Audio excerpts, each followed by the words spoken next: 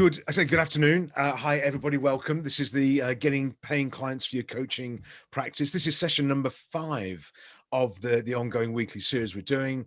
And this afternoon, we're talking about what do you do when you get a client? I remember getting mine was pretty scary, but we've done the sales, the marketing, the conversion, and now we're going to look at, you've got your first coaching client or a coaching client. What do you do on that first coaching session? What are some of the best practices, things to do, things maybe not to do? So Gareth and I are going to talk about these things in principle. I remember my first ever client was 18, 19 years ago, and they finally said yes at the sales meeting, which was a surprise enough, to be fair. And after about 6 months in, they said to me, I was talking to them, I said, did you know that you were my first ever clients in this business? Thinking they wouldn't, they had no clue. And they turned around and said, yeah, well, we sort of guessed, we sort of thought you were. And I said, well, what gave you that idea? And the guy said, well, you didn't know what you were doing. He said, but you were a nice guy, so we thought we'd give you a shot. So that's what destroyed my professional coach persona.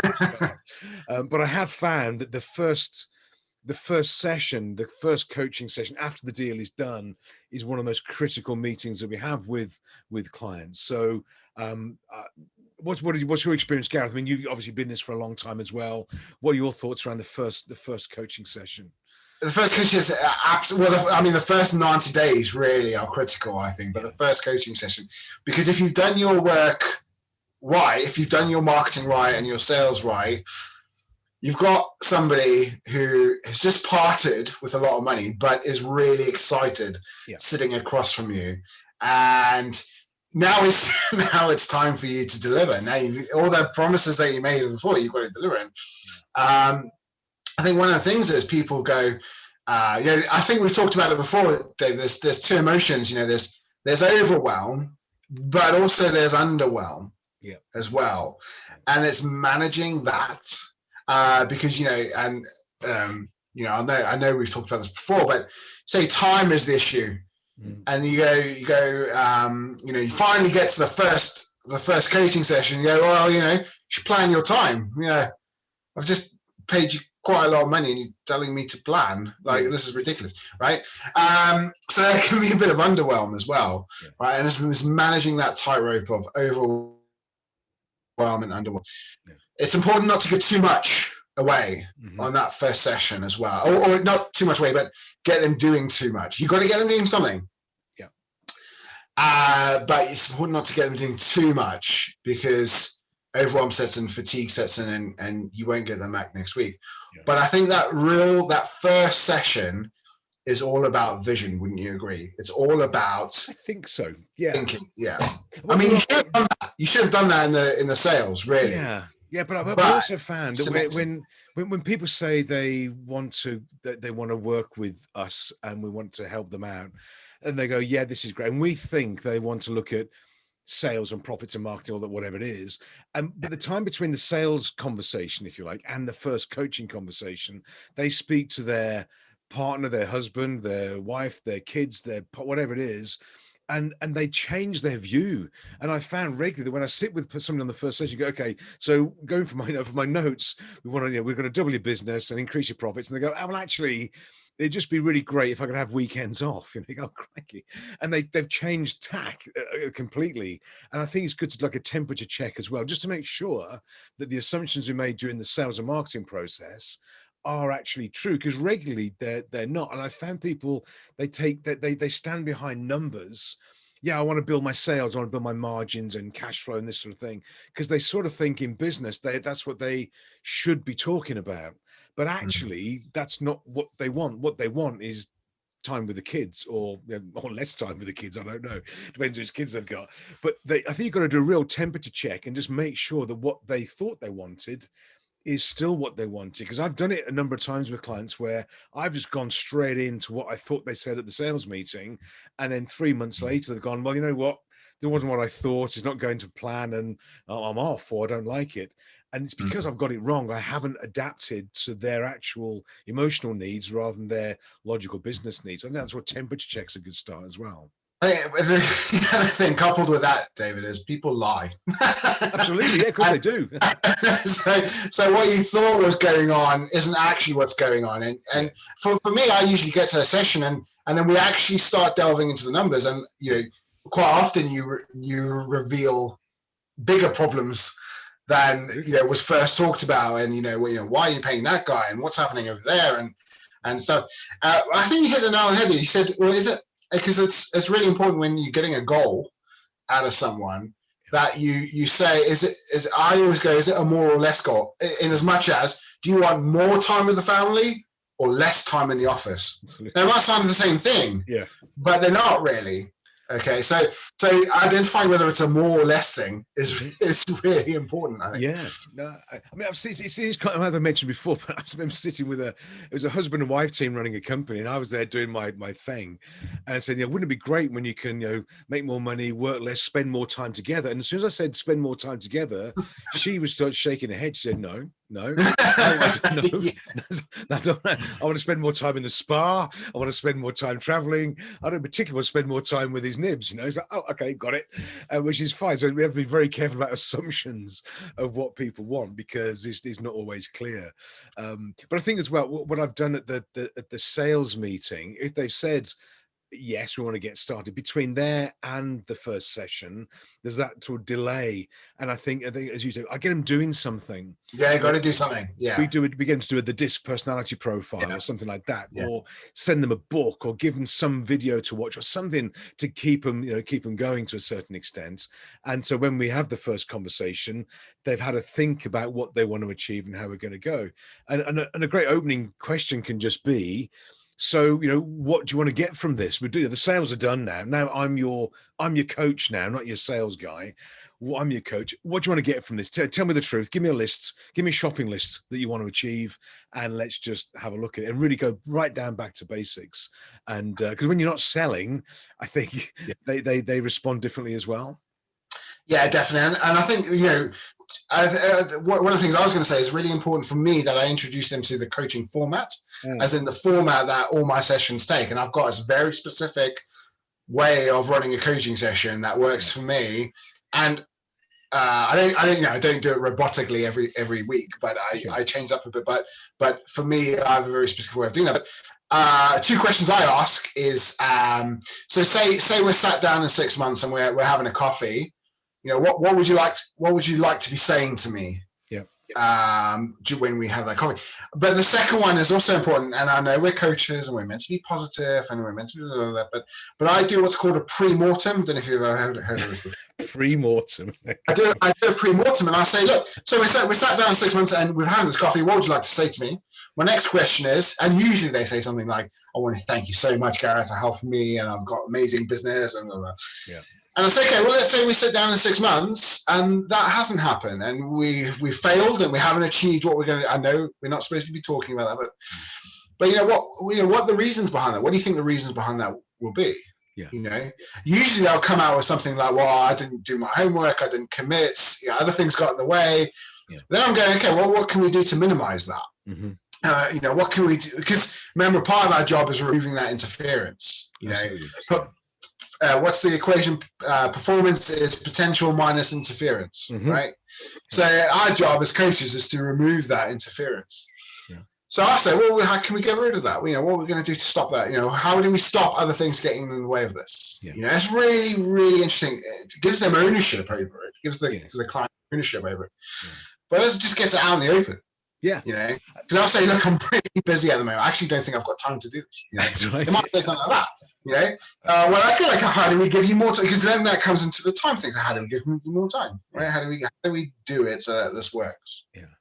I think it's one of the key things I think that we bring to the relationship as coaches compared to consultants or non-exec directors, this sort of thing, is that accountability part where our clients are accountable to us as we're accountable to them. It's a two-way thing. And I do ask people, how would you like me to hold you accountable? What do you want me to do? Do you want me to be, in hard and bring the baseball bat around? And is that what you want? Or is it just a very gentle tap and a text message reminder? And you can sort of choose your poison to a certain extent. And normally I always find it intriguing.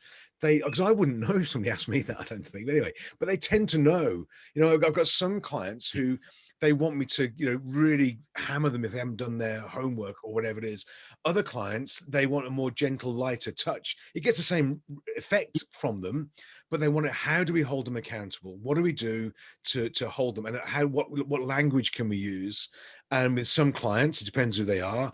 We can use, you know, a bit of fun, a bit of humor, which is fine. Other clients, you've got to be much more conservative with the approach and much more what I call pure coaching. But I found this pure coaching approach that is in all the textbooks doesn't work for everybody. You've got to use a personality to be held accountable as well, and make it a bit of fun. But how do you want to be held accountable is a key one. And I've had people, I remember one client that he said, if you want to really hold me accountable, he said, just tell my wife I haven't done my homework and she'll pounce on me. It's like, great.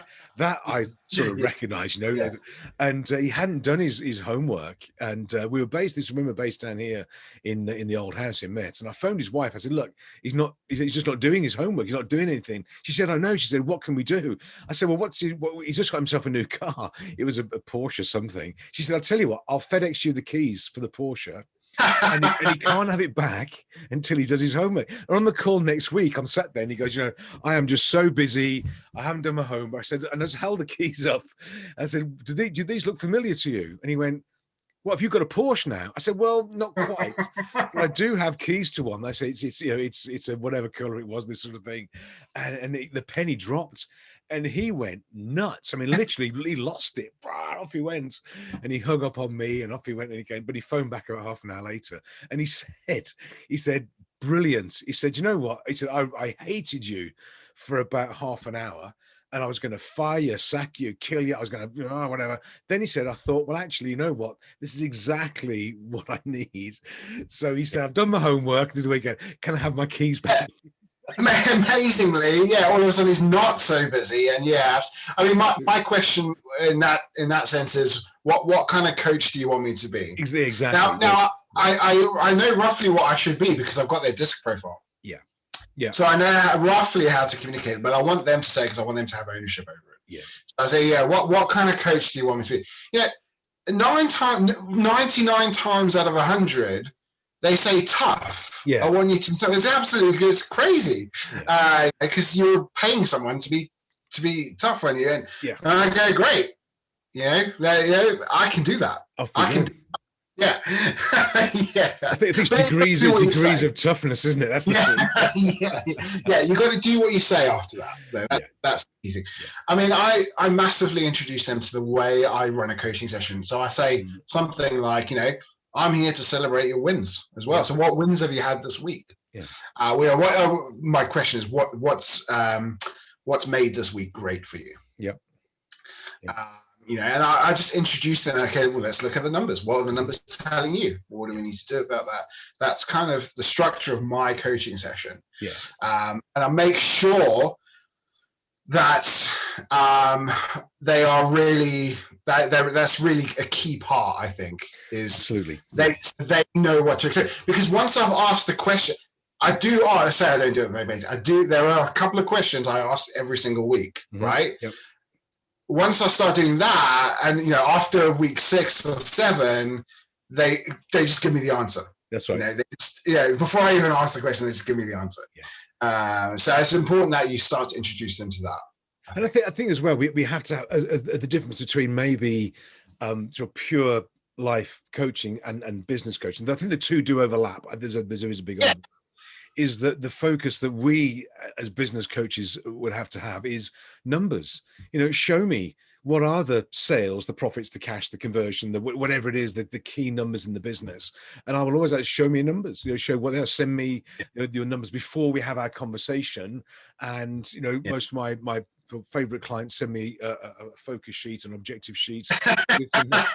I'm going to ask you should do that. You should enforce that, David. I should enforce that, yeah. We'll sort that out. But they send the numbers across first, but it's always show me the numbers, because we can have a compelling conversation about business and strategy and all this sort of thing. But unless it's showing up in either the P&L or the balance sheet, it's almost not worth it. And I'm really clear. I want to have tangible results and numbers coming through, even if they're not great. If the numbers are bad, even better. You want to know so we can fix it, but I have focus on numbers, and that in itself for a lot of people is very painful to report. What, give me a bank balance today, how much cash is in the bank today? They go, no idea. Well, you need to know, and it's that disciplined approach to numbers as well. Yeah, but it gets them into the discipline of it, so they'll start doing that. If you got to be really clear from the outset, it's modeling behavior on that. Yeah. And I think as soon as you let it slip, they won't do it, they'll get away with it, and then they get away with it the next week, and they get away with it the next week. And I think but then after a while they'll start to do that for themselves. Yes. And that's a great moment, when you get somebody who wasn't into numbers at all, they go, I've been looking at numbers. And they just, I think that's a great thing, right? So being but a lot of my first sessions was positioning. Yeah. So you talked about focus sheets there. I expect a focus sheet, and 24 hours in advance, and that's so that we get the benefit of the session, right? So that I'm not asking you stupid questions during the session, right? So I want to make the time valuable, right? Yeah. So I set out my store with that. And my CNEs as well. I expect you to come to my growth club every 90 days. That's a planning day. Take it out of your business. You'll meet the other clients there, and it's a day for you to be not in your business but on your business, and it's completely free and it's part of the program. But I expect you to be there, and I'll make it really clear from the start. Just out of interest, and something, because when we're dealing with either executives, business owners, entrepreneurs, whatever it is, there's an ego thing can get in the way sometimes, and they think they want to coach, but actually they want a consultant, or actually they want a trainer, or actually they just want somebody to have a coffee and a chat with, and getting the ego positioning to drop and to be the leader in the relationship. I'm reasonably clear that we're partners on the coaching relationship, but I'm bit more in control than they are. I'm going to guide and push and control. Do you ever have any sort of pushback against that, where they feel they don't want a boss or a manager or something like that? I've seen it a few times. That's all it's easy to correct it. It's okay. But do you get that sort of pushback at all? Pretty much every one of my clients. No, I don't. I mean, I see it a fair bit, in fairness. People are business owners because they don't make good employees. Absolutely. In general, right? I mean, so all of a sudden to have this guy who is checking up on them, and okay, well, that number says that. Well, what does that mean? Why is it not? Why is it not a 10? Why is it a 5? Why is it not an 8? Can be uncomfortable. It is uncomfortable. Right? It is. And I think it's just from all through the marketing and the sales process. I'm saying, I don't care what your numbers. It doesn't matter what your numbers are. In fact, the lower the better. That means you can do more about it. Right? I genuinely don't care. Yeah. My question is, how do we move forward with this? Yes. Yeah. And I think that this sort of, again, the first session sets the scene for all that. And I find if we get it right on the first session with the principles, the plan, the vision, and we do it in a 90-day sprint, if you like, we position it all up, it tends to make it a lot easier. But also then we do it again at the first start of the next 90 days. It's almost not you rewind to a start point. Okay, you're only as good as your last 90 days. Here we go again. Yeah. What's next? What's the plan? Where are we going to?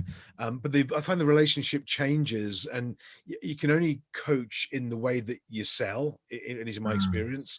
So you've got to be consistent with it. There's no point in selling in one particular way and turning up and being something different. No shocks and surprises. And that sort of consistency about it, I think, is really important too. Yeah, definitely. Consistency is absolutely key, and I think it's asking those tough questions, but doing it in a way that isn't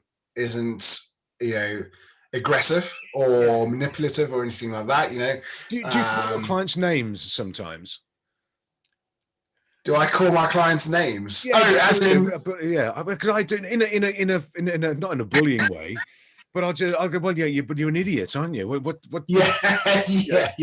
But with a twinkle in your eye, I think if you get the relationship right, you can have that conversation with people. Because if we're very deferential to our clients as coaches, they try to dominate us, and it should be an equal partnership where they can let off a bit of steam, but so can we, and we can go, come on, this is crazy, whatever, and talk in that sort of terms with them sometimes. I think it's absolutely fine as well. Yeah, I think that's what we're paid for. And one of my favorite questions is probably one of your favorite. In fact, I think I know it is. What do you think might happen if you did do that? What do you think might happen if you didn't think you were an idiot? So I think that's one of my favorite questions. I often say, I've said that in most coaching sessions. What do you think might happen if you did do this? Yes. Well, I might make more sales. Well, exactly. Yeah. Right. But I think things again. And this follows through not just from the first session, but I find that I have to have as much, if not probably more, confidence and certainty in their ability to achieve than they've got, because I'm their cheerleader as well. I believe in them. I've got to, but it's got to be genuine as well, because if I don't think they can do it, I've got to tell them, and go do something else. And sometimes I find when we give people that, well, you're really good at this. This is a skill and a strength of yours. This is your sweet spot. This is where you can really add value. And they go, oh, okay, because nobody's told them that before. They don't get that level of feedback. So we've got to be accountable and well, you're an idiot for not doing it, but also the positive, but accurate cheerleader. I never tell people they're great if I don't think they are at something, but when they get a win or whatever it is, cheer them up, keep going, but build them up as well. Let them leave on a high. Yeah, definitely. Well, I think that's important. They've got to walk out that first session on a high. Absolutely. And excited. However they feel about paying you money and getting to that position, they have to walk out that session on a high. That's absolutely key. And part of that is, you're right. You are there too. I think my rule is, as soon as I'm more emotionally invested in the business than they are, it's time to go. Yes. It's time for me to not be here, because it just gets frustrating, and then you get resentful, and then the relationship breaks down. It's going to break down anyway, so you may as well just end it. Yeah, it turns into a marriage if we're not careful. We don't want that. Yeah. You've got more practice than me. You've got to be careful. Yeah, exactly. You've got to be careful. Just out of interest, in terms of using your personality, I sense you and I, our personalities are reasonably similar, but I find a lot of coaches, they use a script and a process, and I've seen them do it where they have a coaching conversation, and it's so tell me about your sales, and they go, okay, tell me about your profit, and they have no idea. There's no rapport, there's no leading through, it's all tick box.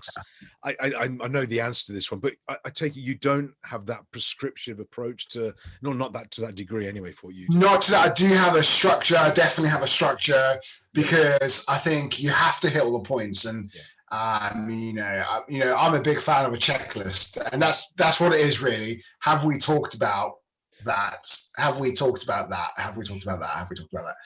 And I think, a pilot, for me, I know people they steer clear of checklists and stuff like that, but a pilot with 20,000 hours flying experience will still use a checklist to start the aircraft and taxi the aircraft and fly the aircraft.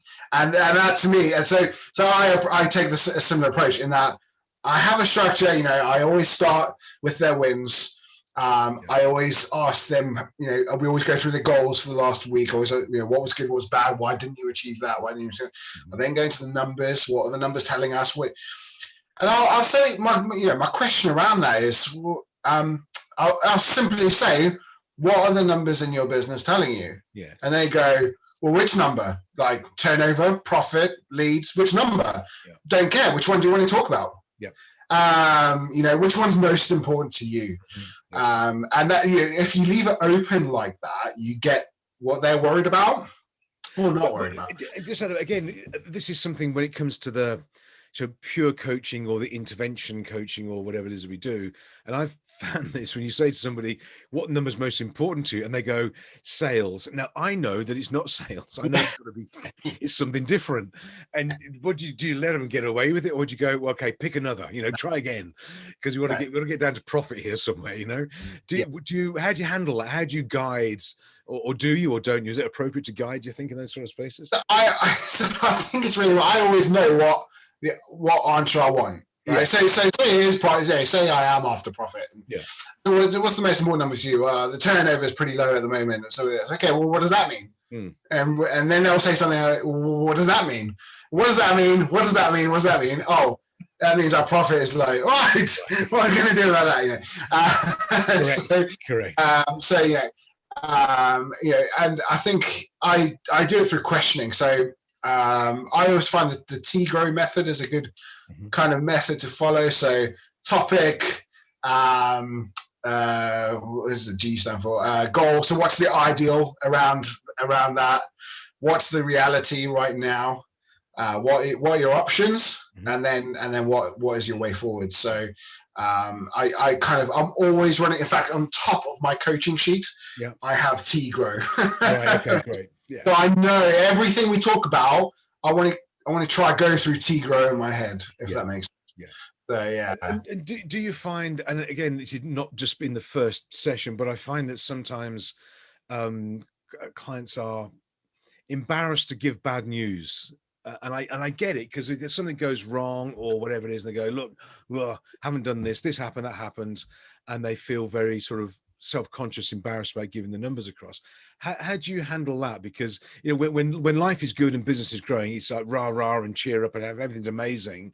But in reality, and between us as a group of coaches on here, we know that for a third of the time it's going to be hard slog. There's going to be stuff is going to happen and fall and break and snap and whatever, that sort of thing. How do you handle that when they've got bad news to talk about with you? So I always think you can find something good in everything. So I can't think of an example right now, but I'll say something like, okay, so like, how did that go out of 10? They'll say something like, oh, a 3. And okay, well, why a 3? Why not a 2? Put it that way. Well, I did that part really well. Totally agree. You are great at that. Well done, fantastic. Blah blah. Okay, how do we turn that 3 into a 10? Yeah. That's. I don't know if you do anything. Do you do anything different, or was that? No. I think it's scaling it. I think that. What brought it home to me was, and I think the responsibility we have as coaches is that because we build that relationship and trust. And I had a client this years ago, and it was after about 2 or 3 months into the coaching, and he said, I need to talk to you, separately to the coaching program, all this sort of thing. Oh, crikey, what's going on? And we met in this hotel lobby in Birmingham.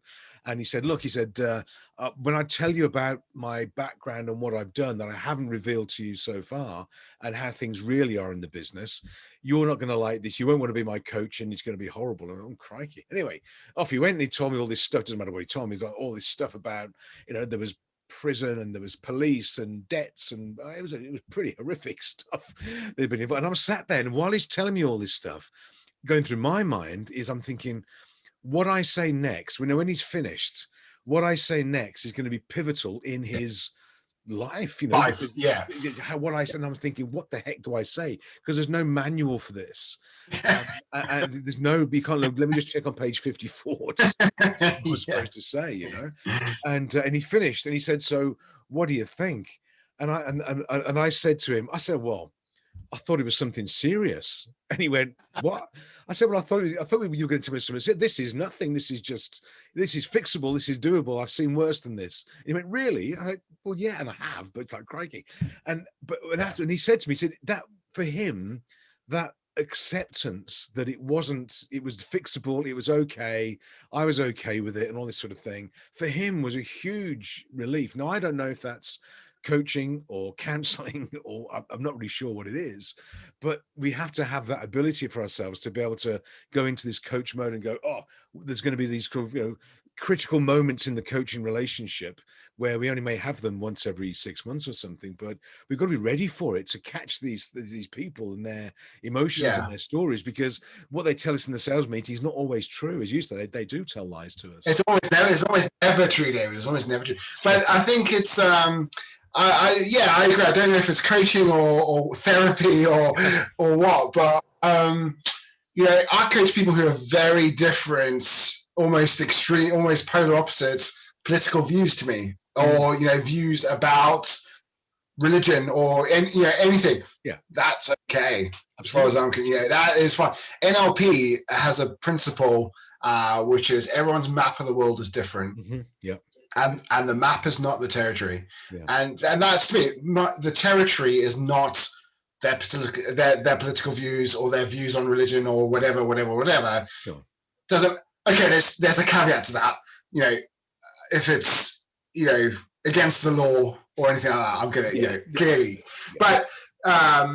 But that's not what we're here to talk about. What we're here to talk about is how we move forward, how we move the business forward, right. How we employ more people, how we make a better life for ourselves and others. Yeah, absolutely. Okay, so I mean, we've gone off a little bit on a tangent from the first coaching session, but I think it sets the scene for the whole relationship. And what I found is that over the years, it is a real key conversation, and because they remember it, it's like sort of like an initiation ceremony.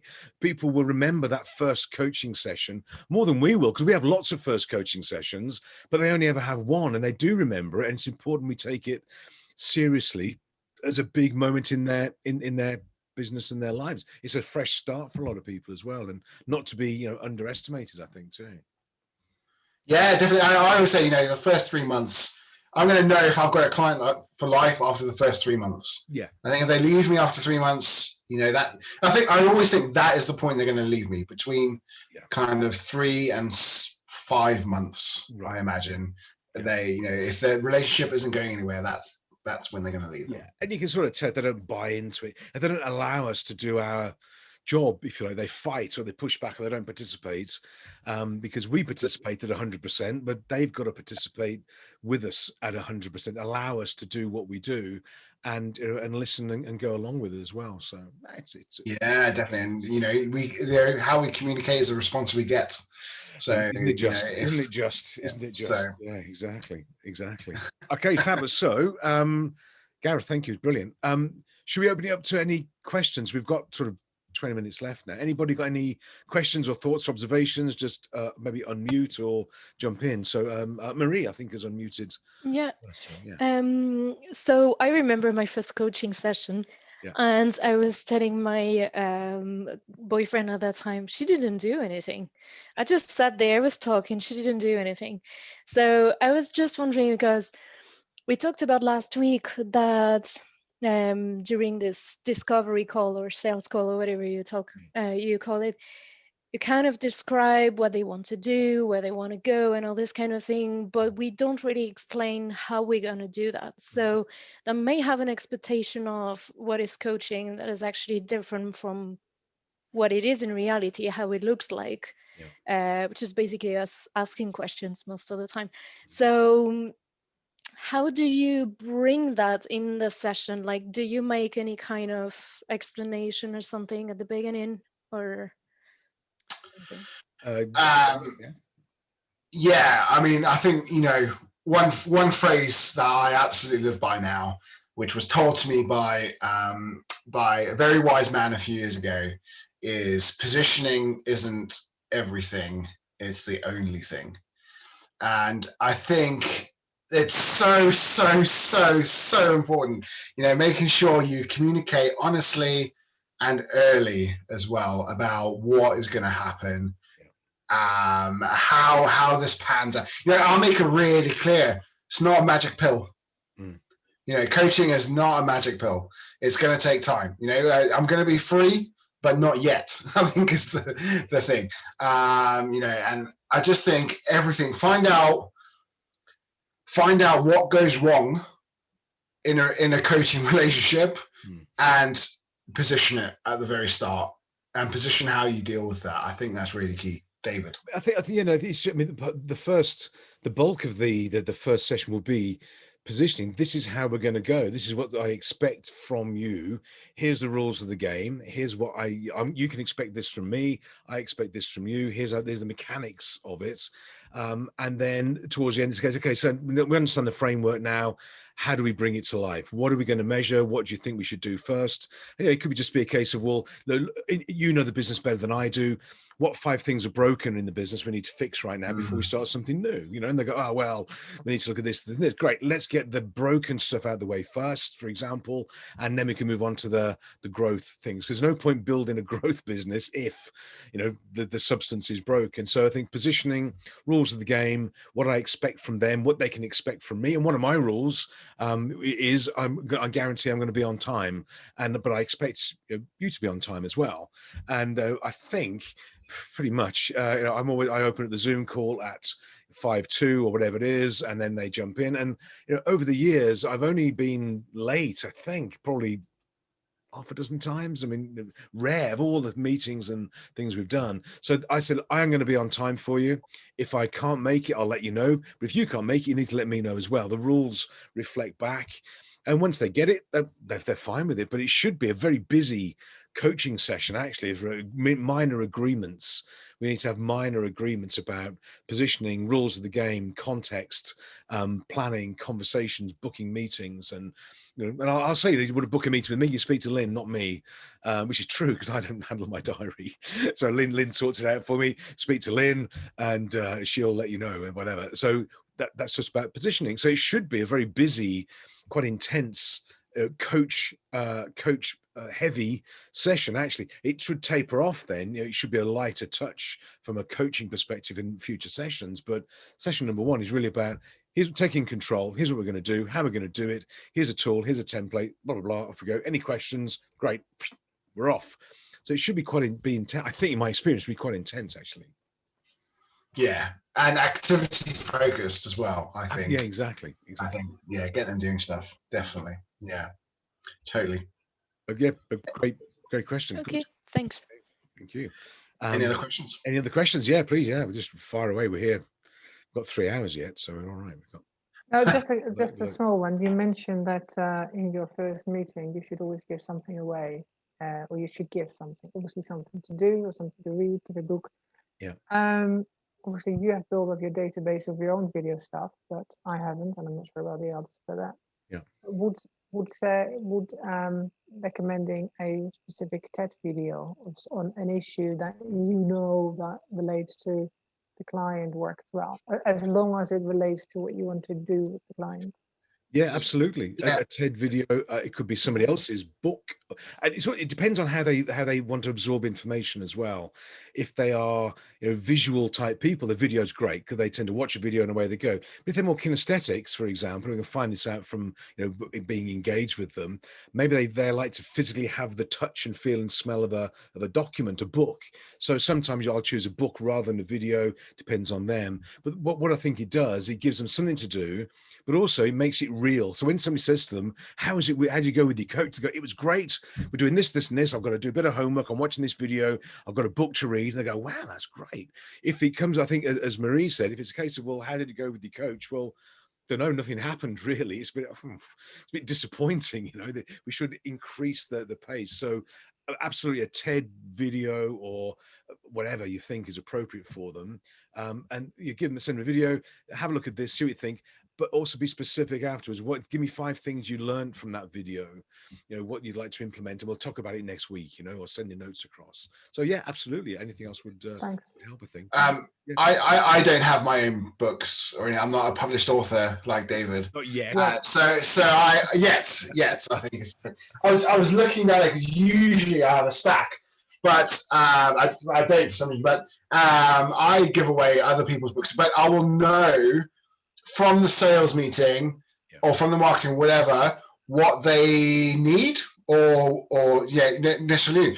My go-to book to give away is the E-Myth.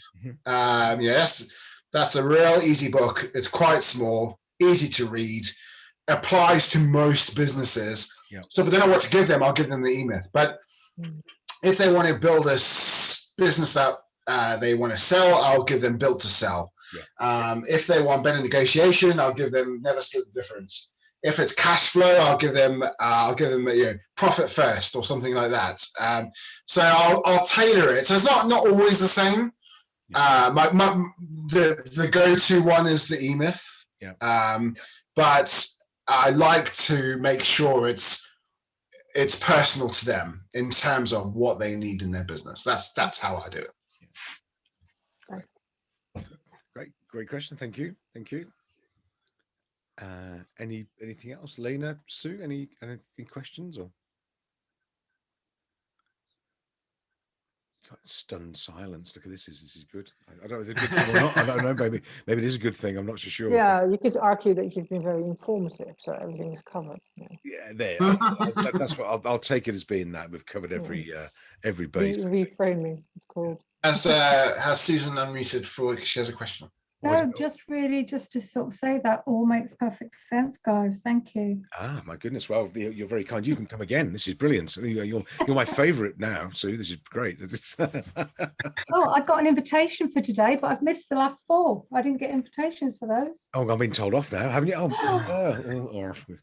Gareth, why haven't you sent the invitation? No, I'm joking. It's me. I thought my apologies. Well, you're officially you're always in the gang, but okay, I'll make sure they come around. Yeah, but we'll check on the LinkedIn circulation for it. It's a weekly gig, so. You said that you had them on YouTube, so I take it the previous 4 because I'm in the same boat. I'm not complaining about not having the link because I might have missed it, but okay, yeah, no, or I was too busy. So what I normally you say it's on your.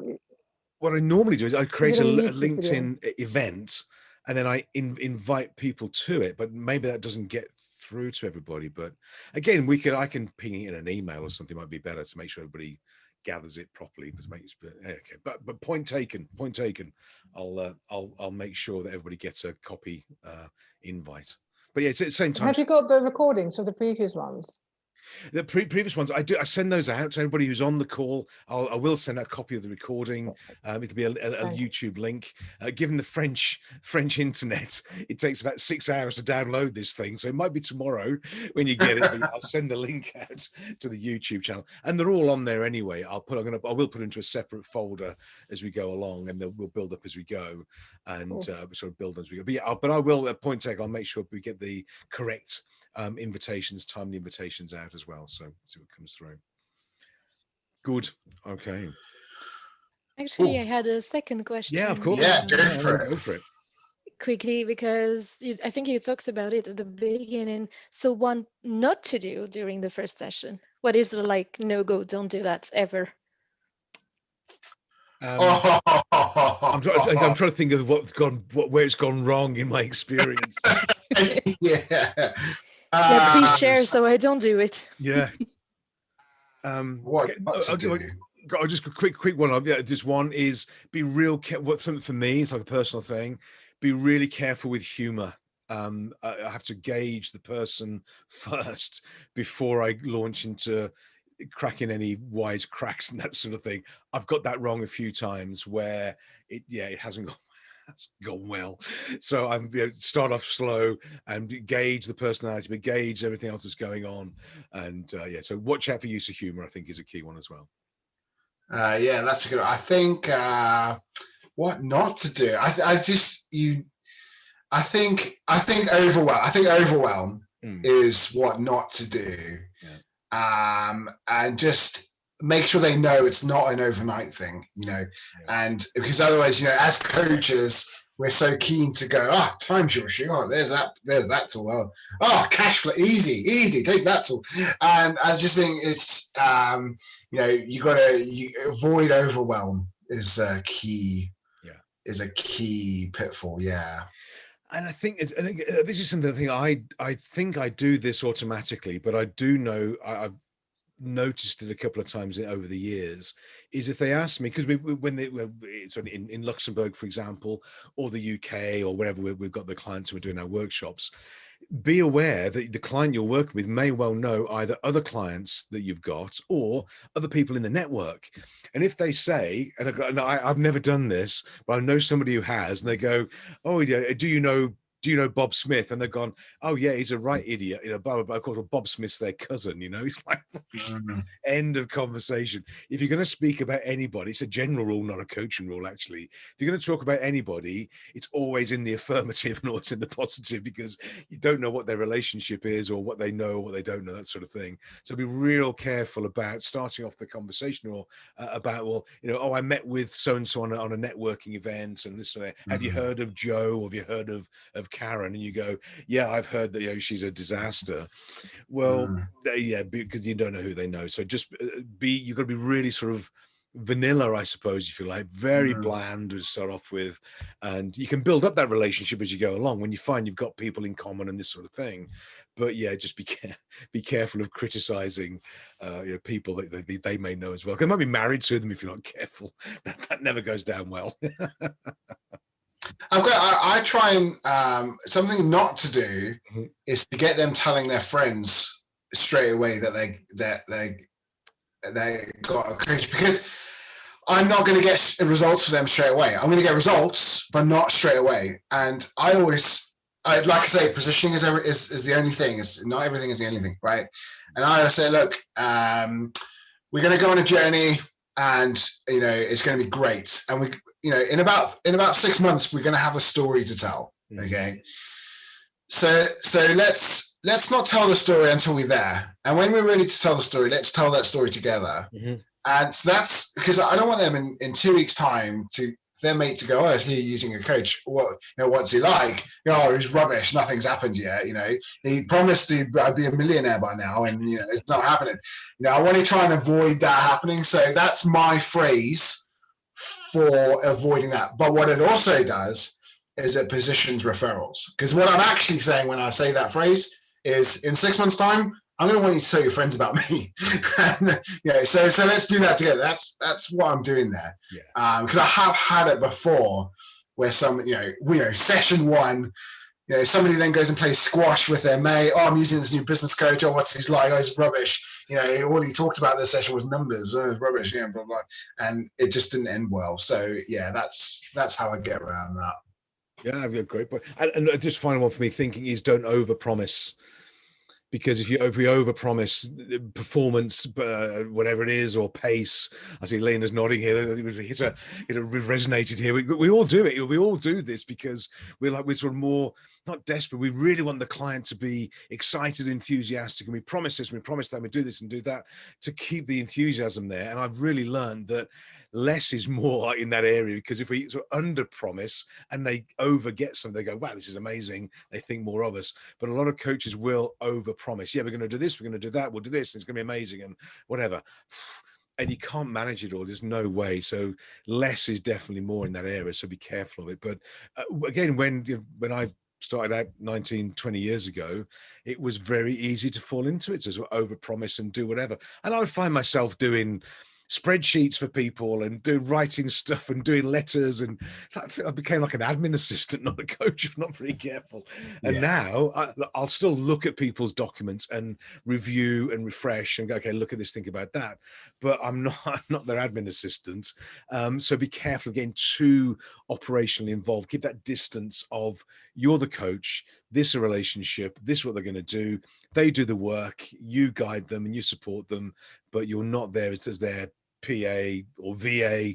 Marie, but be careful, don't fall into that trap as well for you, maybe. You're there to help and guide and kick where needed, that's all. Can I just jump in on that? Yeah. I mean, it did very much resonate. Because that is just so important, especially in the first couple of meetings where you don't know the person yet. And you don't know if they're actually going to go through it and actually do the work themselves, because we can give them the coaching, but if they don't do it and don't take action, nothing will happen. So if you promise too hard, then they will never succeed. And therefore it is, as you say, it's better to be a bit calm and modest about it and then exceed expectations. So. Absolutely. Yeah, great point. No, it's an easy trap to fall into, I think, because we want them to do well and sort of like and respect what we're doing as well, get value from it, and we tend to put too much in. And I have a client, for example, and nobody knows who they are, it's okay, but we pitch, I normally pitch, we have as well a one-on-one coaching session for up to an hour. That's what the standard program is.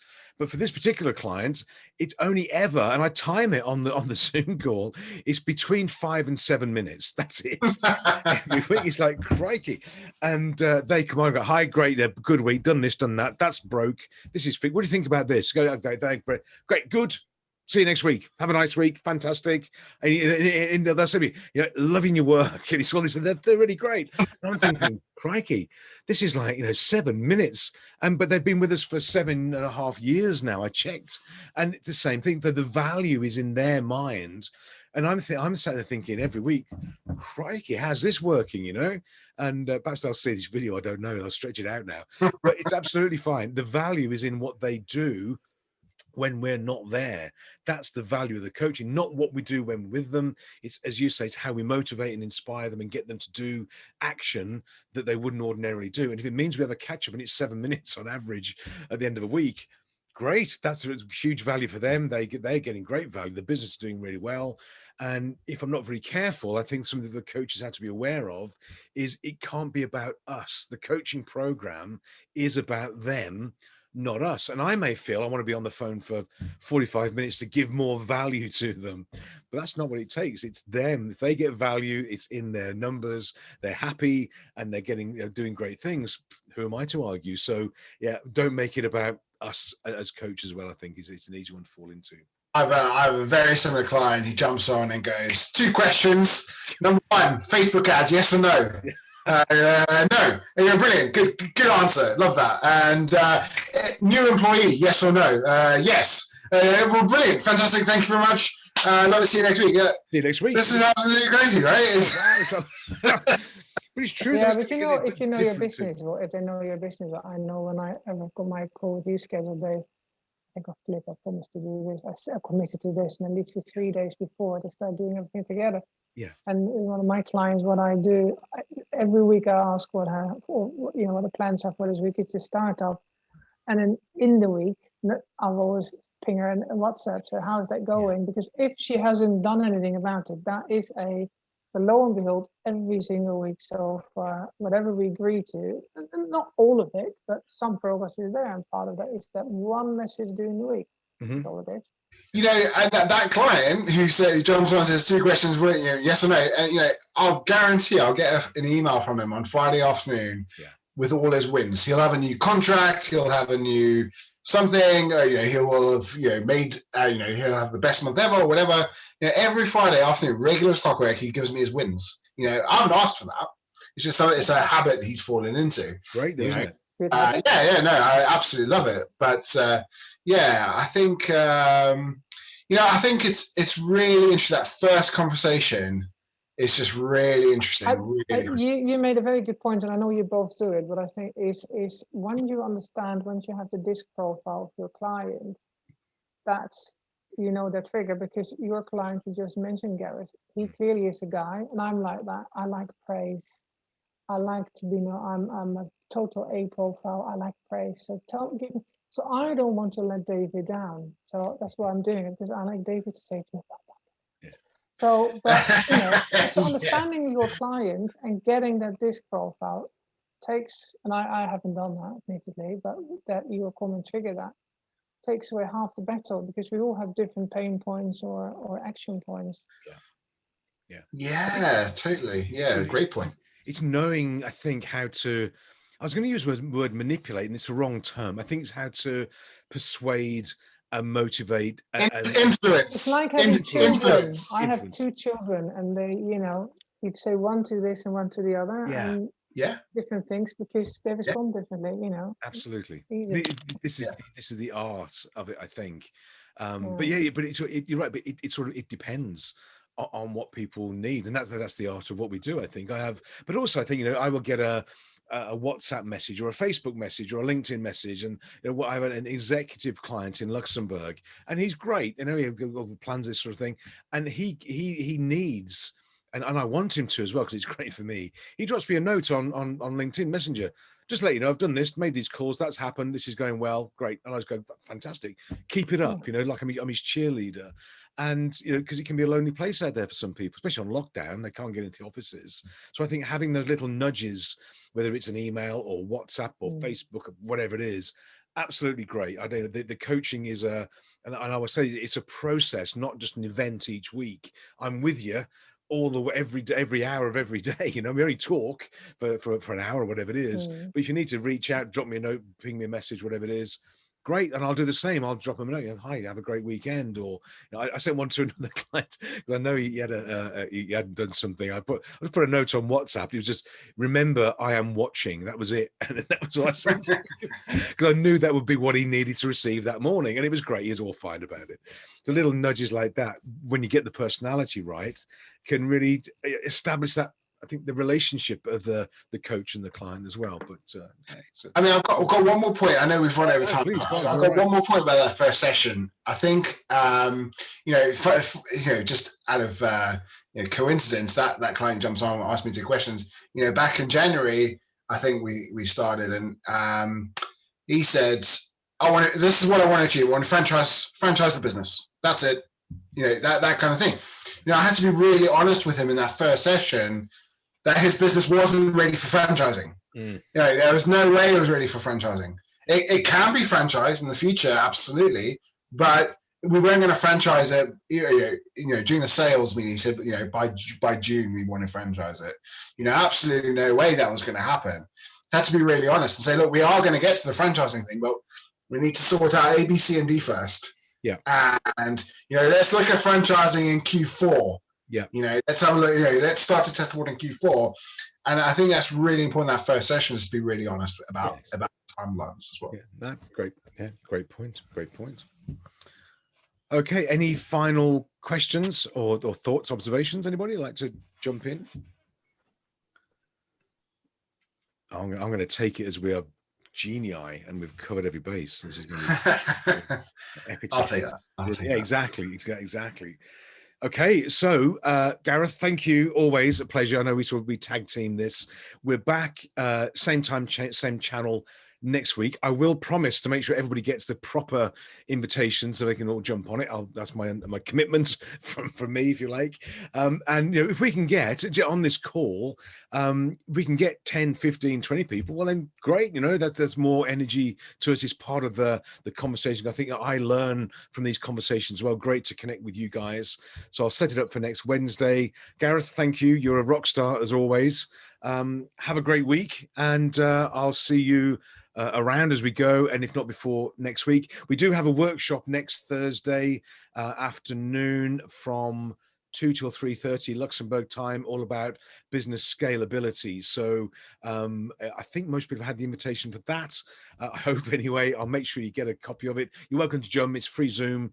We've got 74 people signed up for it now, which is a bit scary. I know. I'm not sure what happened there, but anyway, they won't all show up, but we get a real good bunch of people on there, and it's me talking about business scalability and systems, that sort of thing. You're welcome to jump onto that as well, and just keep the conversation going. But for now, thank you. Great to see you all. Thank you. Hope it was you guys. of interest and help. Have a great week. Have a holiday weekend in Luxembourg over the weekend. Every weekend is a holiday weekend in Luxembourg. Are you taking the bridge on Friday as well, Lena, just to make it into a foot? Of course.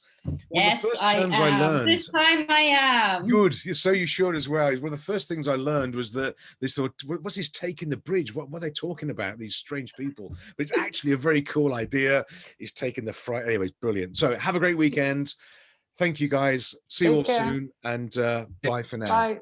Bye.